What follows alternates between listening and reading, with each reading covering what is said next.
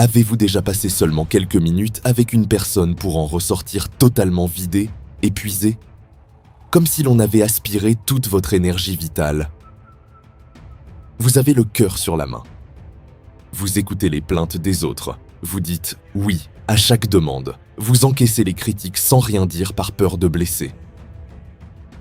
Mais à force de laisser le monde entier entrer dans votre vie, il ne reste plus aucune place pour vous-même.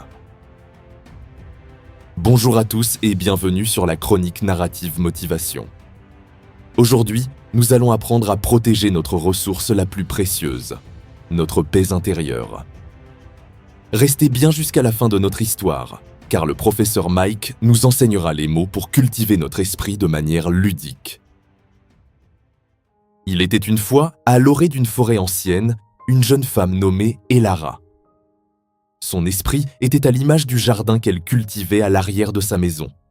Un lieu d'une beauté époustouflante, rempli de fleurs rares, de fruits sucrés et de lumière. Elara était généreuse, trop généreuse. Elle n'avait construit aucune barrière autour de son jardin pour que chaque passant puisse en profiter. Au début, les gens venaient seulement admirer. Mais très vite, profitant de l'absence totale de limites, les visiteurs commencèrent à se servir. Certains marchaient lourdement sur les jeunes pousses en se plaignant de leur propre vie.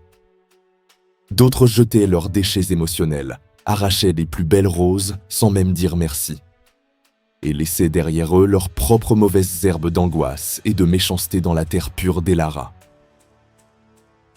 En quelques mois, le sanctuaire d'Elara n'était plus qu'un champ de ruines. Assise au milieu de ses fleurs piétinées, elle pleurait d'épuisement. C'est alors qu'une vieille femme, la gardienne de la forêt, s'approcha en s'appuyant sur son bâton de chêne. Elle regarda le désastre et dit d'une voix ferme mais bienveillante : « Mon enfant, pourquoi as-tu laissé les loups dormir au milieu de tes tulipes ?» Elara essuya ses larmes et répondit : « Je voulais être gentille. Si je mettais des clôtures, ils allaient me trouver égoïste. » La gardienne s'agenouilla à ses côtés.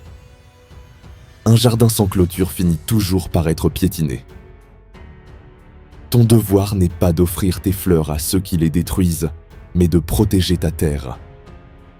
Pour cela, tu dois apprendre à repérer et arracher les 5 mauvaises herbes qui étouffent la vie des hommes. Premièrement, dit la vieille femme, il y a le nuage noir. C'est la personne qui ne vient dans ton jardin que pour se plaindre de la pluie, sans jamais chercher d'abri. Elle absorbe ta lumière pour nourrir sa propre obscurité. Deuxièmement, il y a le juge. Celui qui critique constamment la façon dont tu plantes tes fleurs alors que son propre jardin est à l'abandon. Rappelle-toi du jeune peintre Julien. Ne laisse jamais les autres tenir ton pinceau ou ta pelle. Troisièmement, méfie-toi de l'opportuniste. C'est la personne qui ne te rend visite que lorsqu'elle a besoin de récolter les fruits de ton travail, mais qui disparaît lorsque c'est la saison de semer ou de t'aider. Quatrièmement, repère le semeur de doute. Face à tes grands projets, il te dira que tes graines ne pousseront jamais. En réalité, il projette simplement ses propres peurs sur tes ambitions. Et enfin, cinquièmement, la pire de toutes, la culpabilité. C'est la mauvaise herbe que tu plantes toi-même dans ton esprit chaque fois que tu oses enfin dire non pour te protéger. La morale de cette histoire, mes amis, est vitale. Mettre des limites n'est pas un acte d'égoïsme, c'est un acte de survie. Construisez de hautes clôtures autour de votre esprit. Apprenez à dire non. Car chaque fois que vous dites non à l'une de ces 5 mauvaises herbes, vous dites enfin un véritable oui à votre propre paix intérieure. Mais je sais exactement ce que vous pensez en cet instant. C'est facile de dire qu'il faut construire une clôture. Mais en pratique, comment dire non à un proche sans déclencher un terrible conflit ? Avant de partir, la gardienne de la forêt a laissé à Elara un dernier secret. 3 formules douces mais incassables. 3 phrases magiques pour protéger votre jardin avec élégance. La première phrase est pour repousser le nuage noir. Je traverse moi aussi une période difficile et je n'ai pas l'espace mental pour t'écouter aujourd'hui. Je te souhaite de trouver une solution. La deuxième phrase est pour bloquer l'opportuniste. Je suis très touché que tu penses à moi pour t'aider. Mais mes priorités actuelles et mon énergie ne me le permettent pas. Et la troisième phrase, la plus puissante, pour stopper le juge. Je comprends tout à fait que tu ferais les choses différemment à ma place.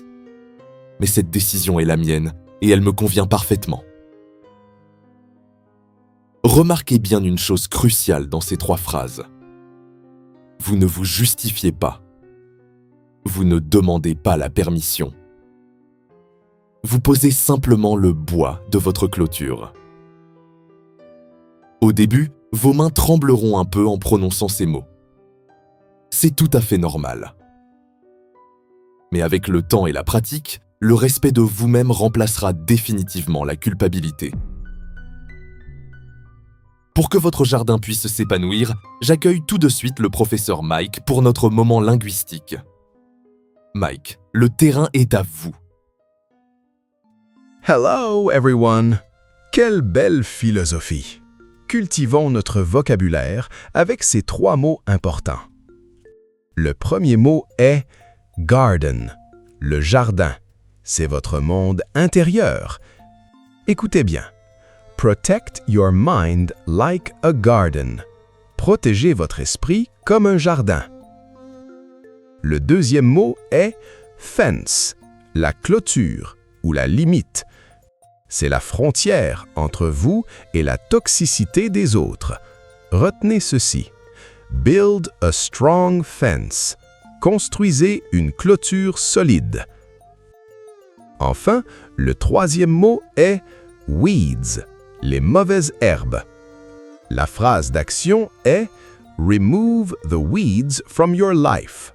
Enlevez les mauvaises herbes de votre vie. Protégez votre belle énergie. And see you next time. Merci Mike.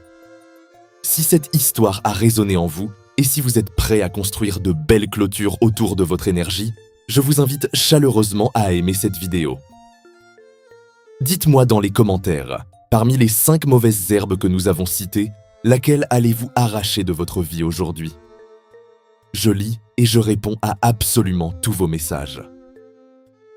Partagez cette vidéo à quelqu'un qui a le syndrome du sauveur et qui s'épuise pour les autres. Abonnez-vous à la chronique narrative motivation pour notre prochaine leçon de vie.